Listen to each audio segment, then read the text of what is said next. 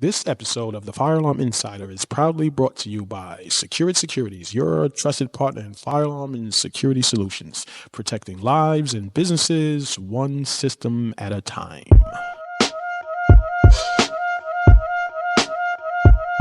Welcome to the Fire Alarm Insider, the podcast where we explore the strategies, insights, and tools you need to thrive in the fire alarm and security industry. I'm your host, Anthony T. Richardson, and I'm licensed by the New York State to perform installations for fire alarm and security systems here in New York. In each episode, we're going to uncover tips to help you grow your business, develop your expertise, and protect what matters most. In today's episode, we're going to dive into a topic that's not just crucial for any fire alarm business, but for any service-based business or entrepreneur out there. I'm going to show you how you can define your target audience. If you ever struggle to connect with the right customer, felt like you're wasting time on leads that go absolutely nowhere, or you're wondering how to communicate your message effectively, this episode is for you. We're going to break down some actionable steps to help you clarify your audience, grow your business, and save some time and resources. So let's get straight to it. So the first topic is, why is defining your target audience essential? Marketing to everyone means that you're marketing to no one. You must define your target audience in order for you to find your clients and customers that align with you and your business or your products and services. And how you do that, you normally just call them out. I run a fire alarm and security business, so if I want to sell home alarms or home security systems, I'm going to call out homeowners. I'm going to call out people on vacation. I'm going to call out maybe single parents. I'm going to call out whatever avatar I think needs a security system. And some due diligence, you could find out your target audience, and then you could just call those people out. So the first step you want to do is you want to understand the importance of your market. What I mean by your market is actually, what is your niche market? You want to find out what your niche is. You want to be able to solve one problem. You may be able to solve several problems within your business, but you want to be able to pick just one of those problems and actually become a master in that one problem and find several different solutions for that particular problem. That way you become an expert in that one problem. So the one problem I'm trying to solve is being a fire alarm expert, showing people how, because when I was coming up as a technician, it was very hard for me to understand this type of work. I came from cable and telephone and jumped straight into fire alarm, learning resistors, capacitors, series and parallel circuits. I had no electrical theory background at all. So I'm trying to give this opportunity to the people to help them in a position I was 20 years ago to actually speed their knowledge up, because it took me 10 years for the light bulb to actually click to say, shit, I understand it. So you have to be able to find what your niche is. What is the one thing that you're best at, that you do most, that you're best at, that you can solve for everyone else? And the second thing is, you want to identify the risk of vague and overlaying broad targeting. What I mean by that is, let's say if you're posting and you're creating a post on social media, you want to be specific. You don't want to have a general post. You don't want to have a post that's speaking to everyone. You want to have a post that's specifically speaking to the people that you're trying to solve the problem for. So you want to share personal stories about the struggles to attract that right customer. Your situation, your life, and your stories will align with the same people that are out there. In my mind, I only think is a handful of personalities out there, and we could find a personality type people that are just like us, as long as we're getting our message off correctly and they understand exactly what we're saying and the problem that we're actually solving. These people will align with you. And the third thing is, you want to highlight the long-term benefits like increased revenue and better customer relationship. And how you do that is finding out what you're doing wrong out there. You want to run surveys or maybe ask some questions. Go to your existing customers. If you don't have no customers, ask the people in your following, send them a DM and just ask them, what could I do better? If you see me out there posting, or if you see me out there trying to do X, what could the Y be to make me do it better?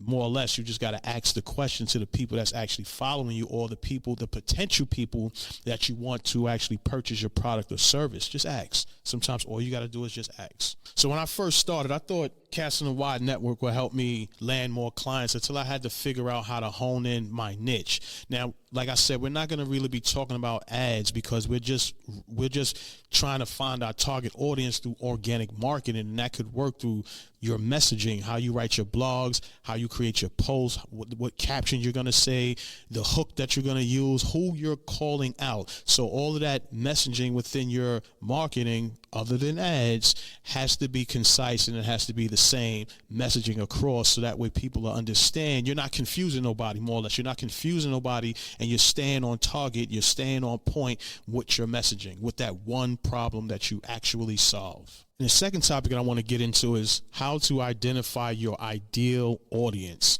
Defining your audience starts with understanding their needs, challenges, and goals. Now, Facebook is a place that can actually give you all of this tailored information. If you have a Facebook account, you will have to create a business account so that way you can get this detailed information. You will have to at least run some ads for maybe 7 days, 14 days, however many days you need to run these ads to actually build up the information you need to build up. That's what you have to do. But you can also do that on a scale where you could just look at the insights that already existing on Facebook and then just ask yourself, what do you like? And then start with those insights. If you like to read books, if you like to, watch TV, if you like technology, if you like do-it-yourself things, like those are the categories you want to start with, and then start targeting those categories. And once it start building traction, you will then figure out what your target audience is, because no one knows what their target audience is until they actually start communicating their message, and then they figure it out. The more data they get, the better it is for them to put out their messaging. So it is important for you to create content or create information that's going to get your messaging out there, so that way you can understand where you need to improve. So the first thing you want to do is you want to start with basic demographics and psychographics, where people live, how they think, the things that they like, what they buy, especially where they live, their income, where they work, and things of that nature. And the second thing is you want to develop a customer profile. So once you gather all of this information, you want to start putting either your avatars in different buckets, like high-end homeowners, hotels, or small businesses, or you could say government. Whatever your target market is, you could either put them in, create your avatars in buckets of categories. You could then use that data to validate your audience, because the more people in whatever target audience that you decide to pick, the more they start to interact with you. That is how you start to build your audience, because now these people that are gravitating to you, now they're liking you, now they're commenting on your post, now they're sharing it because they feel their friends need to see it. So now once your messaging is starting to get out there from other people like you, that is how you will grow and find your target audience. So you want to leverage the analytics, your surveys, and your industry insights to ensure that you're targeting the right group. And when you know that is when your messaging is start being received from the people that are out there. So here's a message from our sponsor. At Secure Securities, we're committed to help businesses thrive and provide state-of-the-art fire alarm and security solutions. Visit secureitsecurities.com. That is www.secureitsecurities.com to learn how we can protect your business and help it grow. Now, the third topic I want to talk about is communicating effectively with your audience. Once you know your audience, refine your message to resonate with them. You want to speak their language. You don't want to use the technical jargon. And if like I'm in the fire alarm and security field, I'm not going to be speaking all of these technical words where people who are not in the fire alarm industry do not understand, because now I'm excluding people. I don't want to exclude anyone, so I'm going to dumb it down to make it understandable for everyone. So I'm going to try to create content for everyone, but then target my target audience at the same time, so that way it's digestible and reach a larger audience. And the second thing is you want to be able to solve their problem. You want to show how your products, your services address their specific pain points. You want to share relatable examples and case studies. If you don't have anyone that you worked with, then you could share the experience that you had with your products and services, or the certifications, or the schooling you went to, or the knowledge, the expertise. You want to be able to share something, so that way you show that you are an authority in what you're talking about. And the third thing is you want to be consistent on all touch points. You want to be consistent on all your social media platforms. You want to be consistent on your website. You want to be consistent in your emails. Everywhere you're speaking to people, when you're finding or looking for your target audience, however they're reaching and communicating with you, your messaging need to be the same. I shouldn't go to your website and it's green and blue, and then I see in your email that it's yellow and pink. Like, your messaging and branding all have to be the same. So the color scheme, the fonts, I'm saying X, Y, and Z on my website. I'm saying X, Y, and Z on social media. I'm also saying X, Y, and Z in my email. So that way my messaging is the same and I'm not confusing nobody. Everybody understands the problem that I'm trying to solve and it's consistent. The reason why you solve one problem, because you could put out a post and no one will see it. So the more you speak about it, the more you compound on that particular problem, and the more you grow yourself into being an expert on that specific problem. As you grow with that, then you start adding other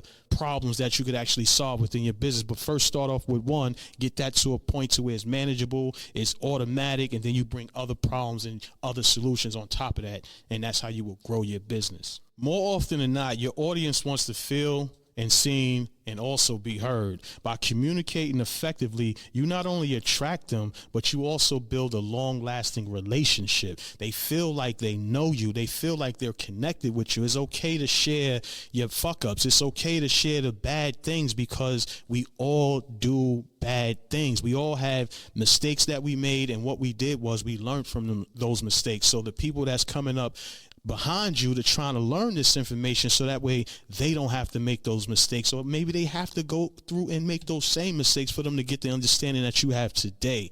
Because a lot of times you could tell somebody what to do and give them the A to Z, but sometimes they may skip letters because they have to do it their way and then backtrack and start all over again. But it's not being hard-headed. It's just I have to do it my way for my brain to understand it, for it to resolve the way I need it to resolve, so that way I can move and incorporate it within my lifestyle the way I need to. So thank you for joining me on this episode of the Fire Alarm Insider. I hope in today's discussion it helped gain you clarity and define your target audience. Remember, knowing your audience is the key to growing your business, saving resources, and building meaningful connections. So I am Anthony Richardson. I'm the Fire Alarm Expert, and I'll catch you on the next episode. Peace.